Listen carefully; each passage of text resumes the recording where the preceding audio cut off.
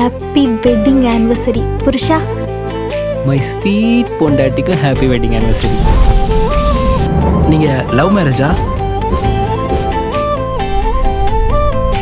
எல்லாமே நல்லா தானே போயிட்டுருக்கு. இதில் எங்கே பிரச்சனை இருக்குது? சார் பிரச்சனை வீட்டில் இல்லை, ஆஃபீஸில். யார் ஆஃபீஸில்? இந்த பாடி போடின்னு பேசுறது, கிட்ட வந்து உரசி பேசுறதெல்லாம் வீட்டோட வச்சுக்கோங்க. ஆஃபீஸ்ல நான் பாஸ், ஸோ அங்க அப்படி. வீட்ல நான் உன் வைஃப், சோ இங்க இப்படி. ஃபர்ஸ்ட் உங்க மேனேஜரை போய் மீட் பண்ணிட்டு இங்க கேபினுக்கு போறதா இல்ல வீட்டுக்கு போறதான்னு முடிவு பண்ணிக்கோங்க.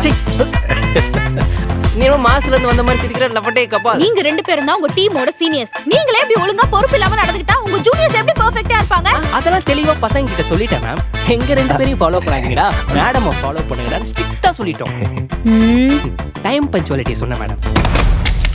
இவர் இந்த ஆஃபீஸ்க்குள்ள நுழைய ஜனனியோட ஹஸ்பண்டுங்கிறது தான் ஃபர்ஸ்ட் குவாலிஃபிகேஷன்.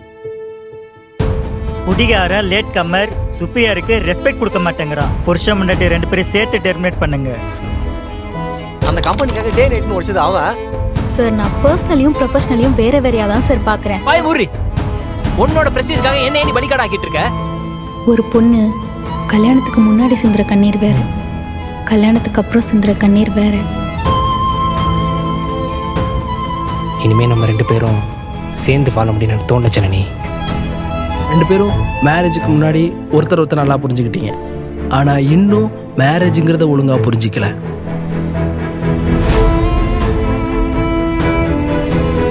இங்கே வந்ததுக்கு பேசாமல் இருக்கப்பட்ட படத்தையாவது 4 தடவை பார்த்துருக்கலாம்.